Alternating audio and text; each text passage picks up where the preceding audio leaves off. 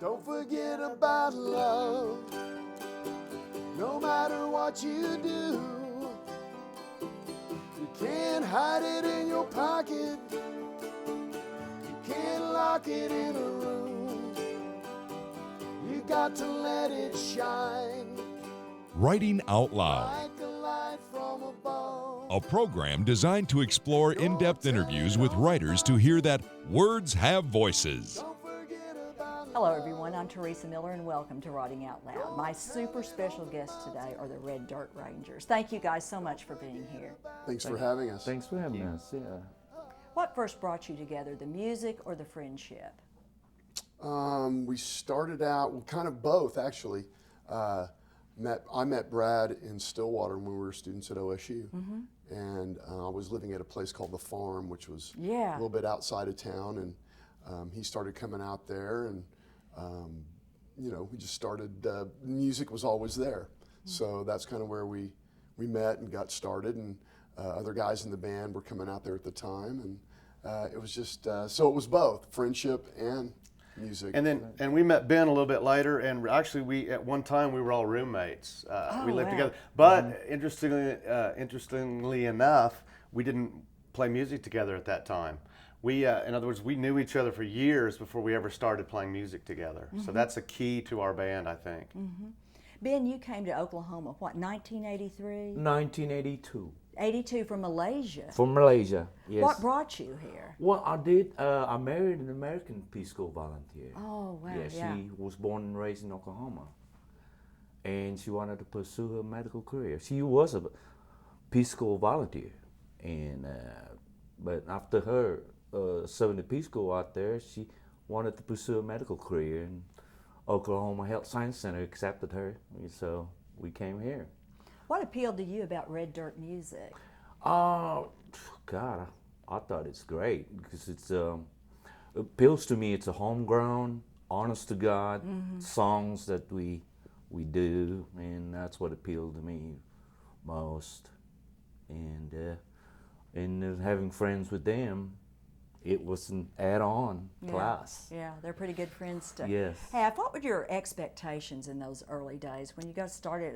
I guess that was the era of Guns N' Roses and Madonna and Oak Ridge Boys. I'd say, our expectations were to have maybe a deli tray and a free beer at the next gig, really. I mean, the first time we got a deli tray and a free beer, we thought we had made it, Our humble beginnings, we didn't expect much. We just were doing it because we loved it, and we had a common love of music and writing music. Yeah. Who were some of the musicians you looked to as mentors? A lot of the folks from Stillwater, from the scene that we came from. A guy who was really big for us was Bob Childers, Yeah. who passed a few years ago. The Godfather. We love as we Bob, call him. and we all wrote songs with Bob. We do his songs. He was a big influence. Tom Skinner, Greg Jacobs, Gene Williams. The list goes on. Chuck and Dunlap. on. There's a big, Steve Ripley of the Oh, Truckers. yeah. a huge litany Yeah, of people Steve. that we were influenced by. Steve was later. We didn't meet him until he moved back from Los Angeles back around 2000. So in the early days, it was just the guys that we were hearing in Stillwater. What's your quick take on Leon Russell? Genius. Genius. Master of space and time. Right.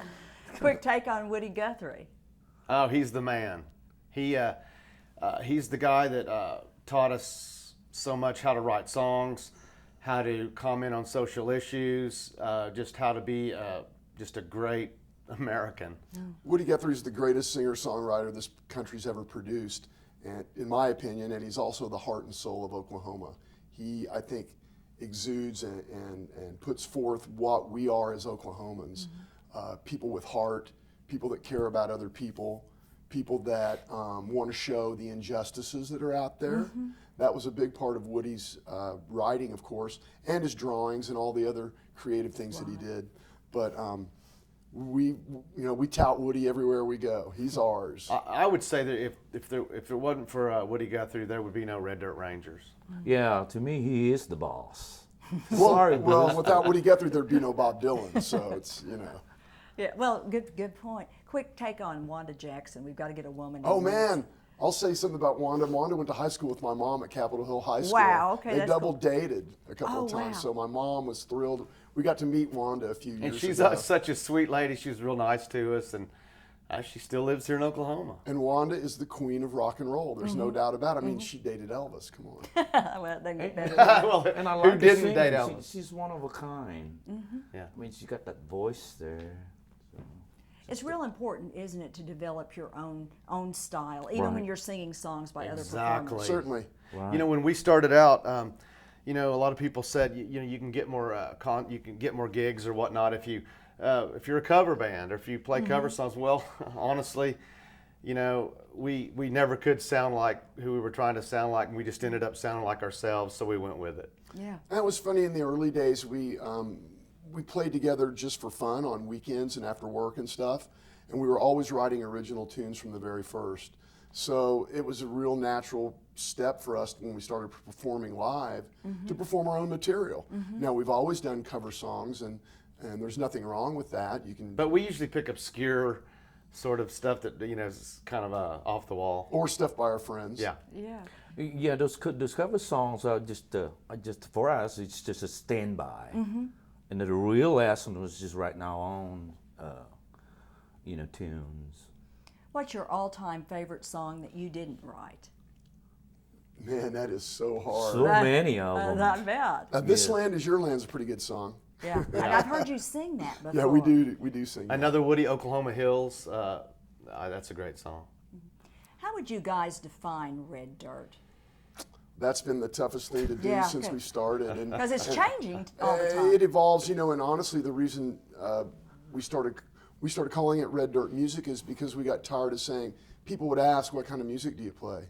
And we would go through the litany of bluegrass, blues, rock and roll, country, swing, jazz, funk, and it just got tired, you know, we just got tired of going through the whole Yeah. list, so we just said we play Red Dirt Music. And the term caught on with the younger folks from our scene, and it's just stuck.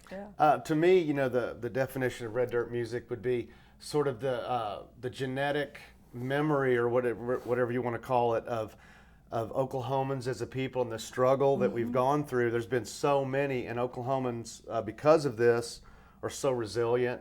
They never give up. You can't keep a good man or woman down, and I think the music shines through that. Yeah, for me, I think it's music from the heart, honest music from the heart. So. I know, and I just wanted to add this one Yes. thing. Our friend John Woolley Yes. came up with this idea about red dirt music, and he said he believes that the two streams that flow into what is red dirt music are Bob Wills and Woody Guthrie. Bob Wills was, the way he got his music out was let's have fun, let's dance, let's party, let's forget our troubles. And Woody Guthrie was more of a here's what's wrong, let's fix these injustices. It was more of a showing people what's wrong in the society. And John, I think rightfully so, said that red dirt music comes from both of those. We want to have fun and dance and party and have a great time, but we also want to tell people about the injustices and the things that need to be fixed in our society. So you can do both. You guys just got back from an East Coast tour. What sort of response did you get from New York audiences? Oh, they love us on the East Coast. Well, for one thing, there's so many Midwesterners and Oklahomans that live out, you know, in the D.C. area and New York and everything. And the word gets out, and you know, there you are, you know, 1,000 miles from home, and there's all these Okies show up. So, and usually, you know, more often than not, you're related to them somehow anyway. So. No, it's great. When we tour the country, the response is great. I think people that don't live in Oklahoma have a better, I don't know, they think better of Oklahomans than Oklahomans think of Oklahomans. You know what I mean? Right. The attitude, when we go to other places in the country, they love us. And here it's like, oh, it's from here, it can't be Yeah, that good. it's the common thing that a lot of times in the arts, people, they say, well, he can't be any good, he's from my backyard, Yeah, you know. So yeah. anyway, it's one of those things.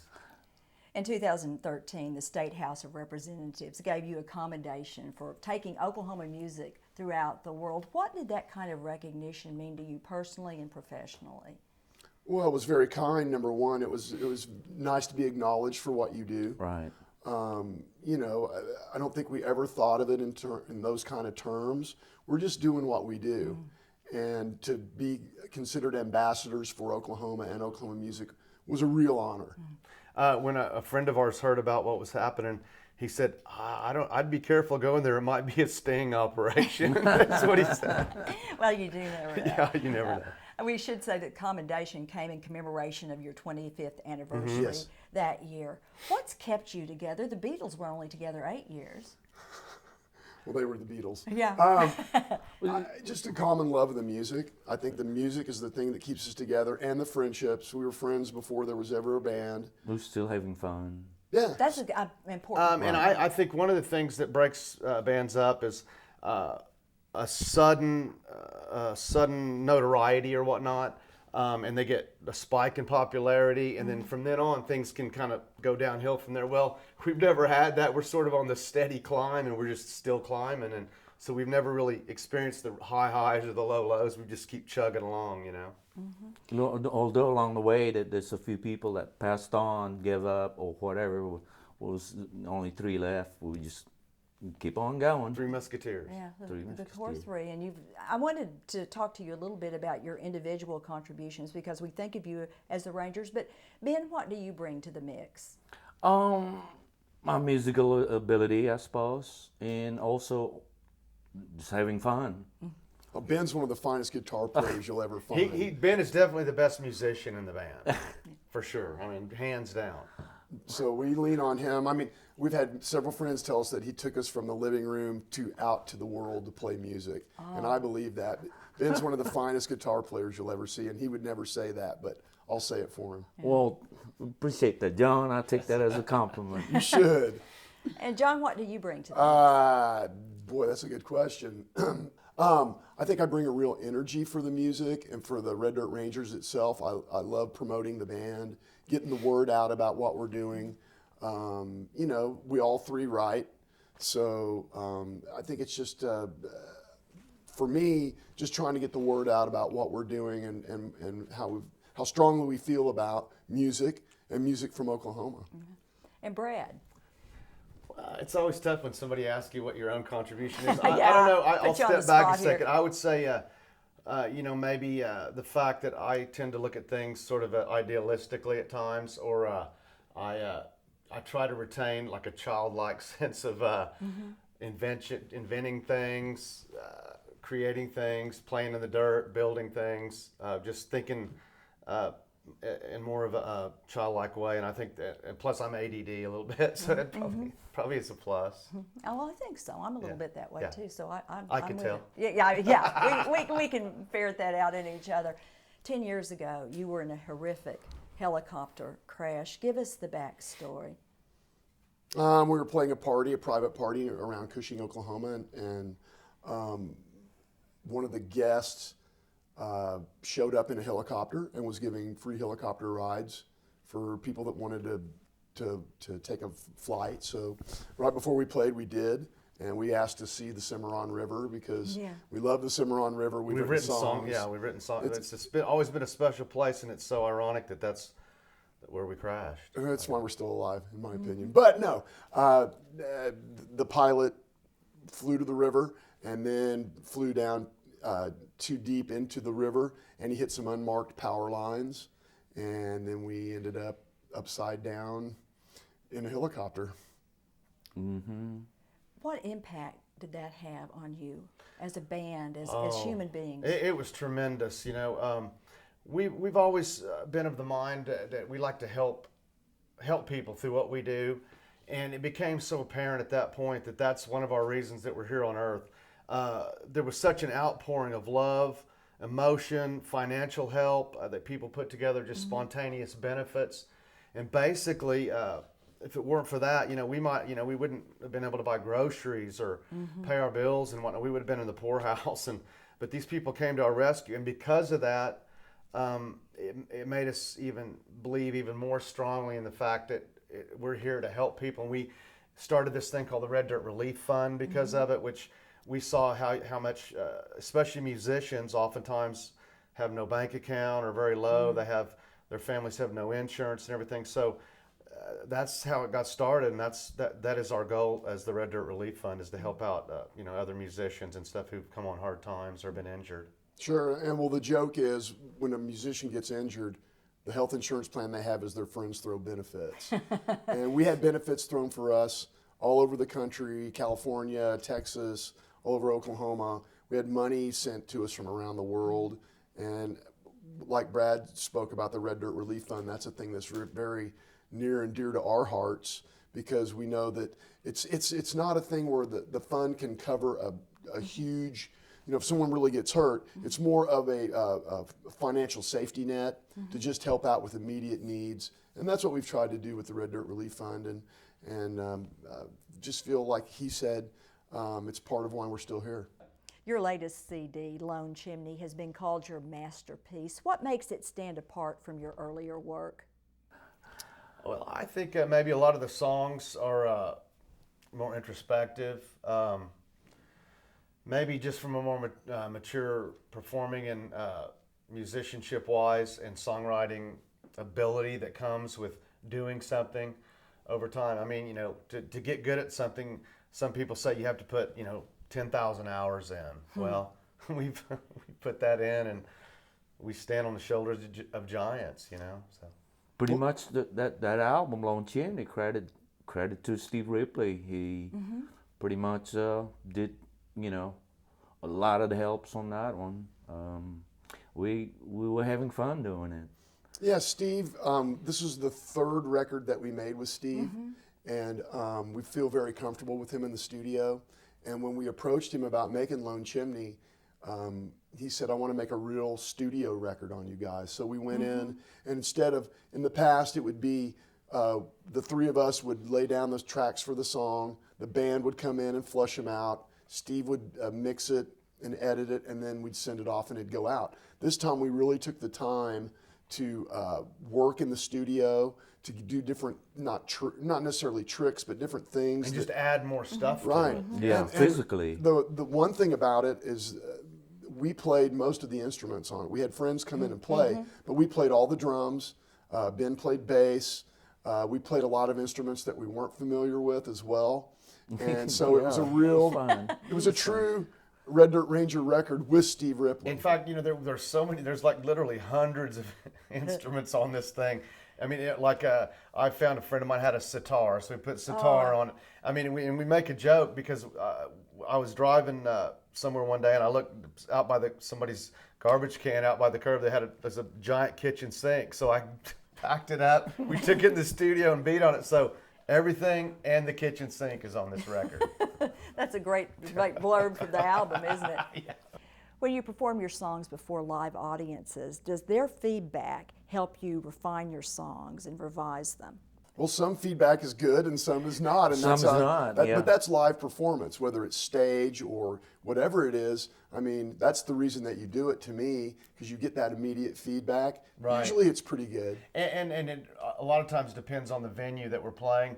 For instance, sometimes maybe like at a casino or something, you're just sort of background, so you really don't expect to get a whole lot of like applause and feedback, although you will get that, but it's sometimes when it's a situation like that, you can't rely on so much feedback, so we just look to each other and come together and play for each other. So. And then when Right. you play a venue like the Blue Door in Oklahoma City, which is a true listening Yeah, venue, right. and probably the best listening venue in Oklahoma, people are there for the music. They're there to listen. They're there to hear the stories that you tell through song. They're quiet Yeah, usually when you and play. so that's when I think you can really get a better judge on how your music is coming across.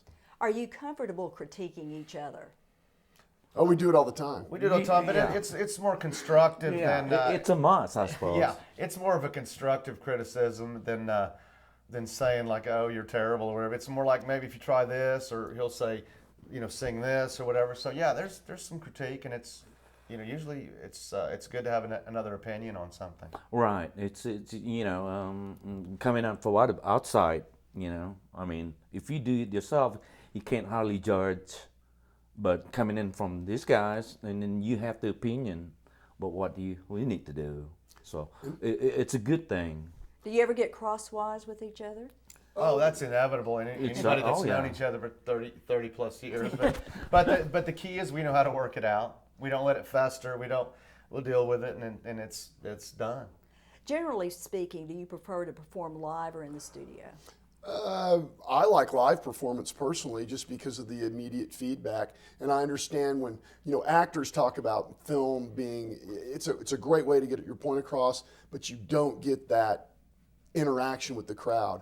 I like that part of it, but I also like being in the studio, because you can do so much more in there, and you can kind of do little tricks, Right, and, yeah. and there's things you can do to enhance the sound and make it. So I like both, really. I would say, like for us, a gig would be like the everyday life.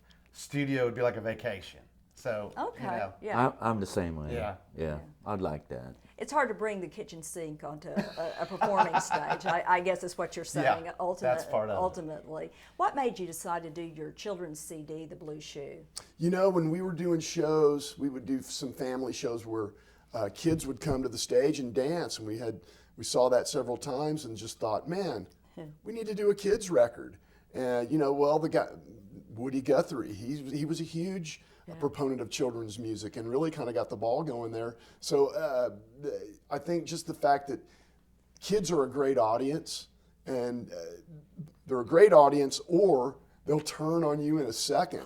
If you're not keeping them entertained, They'll just walk away. walk away. Or that they hurts. yawn and It does hurt. not looking at you or concentrating about what you're doing. So when we decided to do this, it was such a spontaneous process, like so many things that we do are, but even more so with this. We sit down and every song was written in less than a week. It's amazing. And because we had no preconceived notions, we weren't trying to write something deep and philosophical. We just wrote things that we thought would appeal, that have universal appeal, and try to put a good message in there, and we had a good time doing And it. one thing we did was we tried not to write down to the kids. We tried to write up. We tried to put little messages and stuff into the songs that talk about treating people well, and being a good person, and there's nobody else like me and nobody else like you. And instead of a lot of times you see in children's music that they write down to the kids, and I think that's Yeah. insulting. Yeah. Yeah, we see the way we did why we did the kids record is because we were thinking, hey, we were once kids. Yeah, exactly. Why not do a kids show? Yeah, we still are, right? Yeah.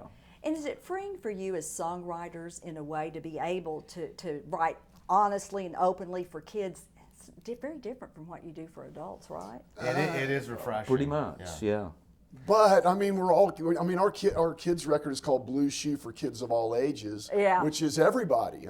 I think the people that really enjoy life and have a great time in life never lose that childlike perspective. They keep that. You got to keep a piece of being a kid.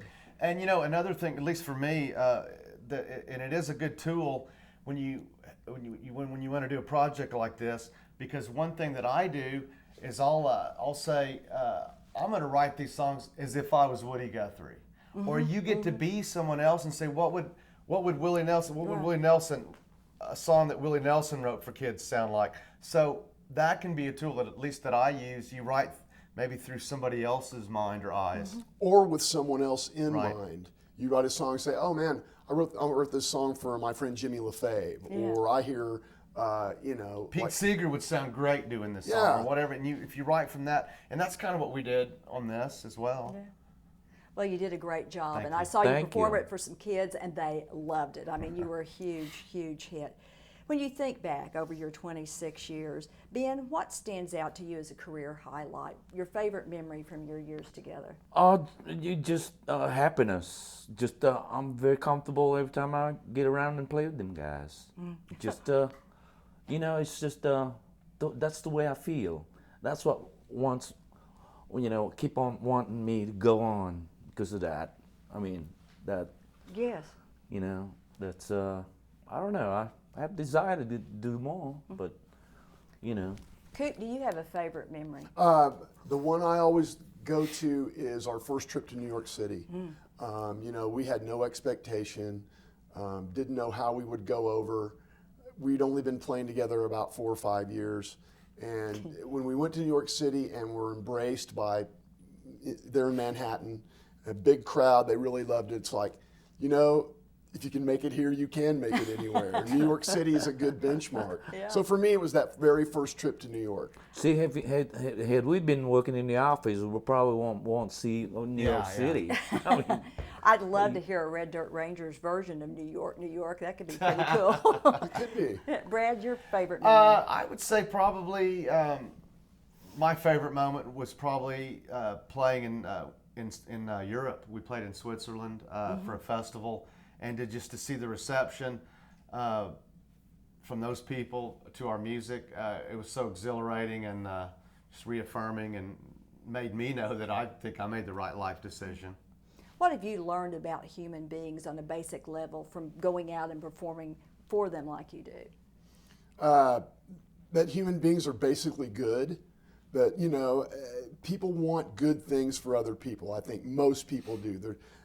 We hear so much in the news about all the bad stuff, but really, we do. there's just so much good that just gets overlooked. And for me, it's just reaffirming of the human spirit and the kindness of human beings. Right. And I would say that one thing I've learned, and it's for anybody that travels, is that no matter where you go, if you're a Muslim, a Christian, a Jewish person, or whatever, we all have the same needs, and we all have the same feelings. We just have a few seconds left. What's next for you guys? Just continuing to do what we do. Do what we do. Right. You know, we have this being the fall. We have our the 19th annual Red Dirt Christmas at the Cain's Ballroom. That's always a highlight. The holiday season's always good for us. We do a lot of private parties and Christmas shows and stuff like that. So that's what's coming up, and just to continue to do what we're doing. Any new CDs? We've always talked about doing a live one. So Oh, yeah. maybe that's not. That would be great. Yeah. That would be Yes. terrific. Thank you guys so much for being with us today. You're terrific. I'm a huge fan. Thank you, Thank Teresa. you, Thank Yeah, Teresa. thank very you guys. much. Thanks you. for having us. And thank all of you for joining us on Writing Out Loud. Show's over, time to pack my gear. Last call, get the hell out of here. We'll drive all night. We'll be home by the dawn. Damn this rain and to hell with the thunder.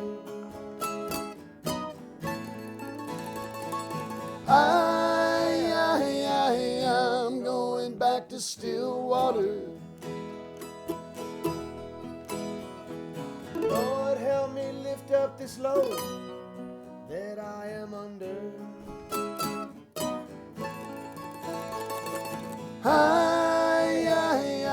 I'm going back to Stillwater.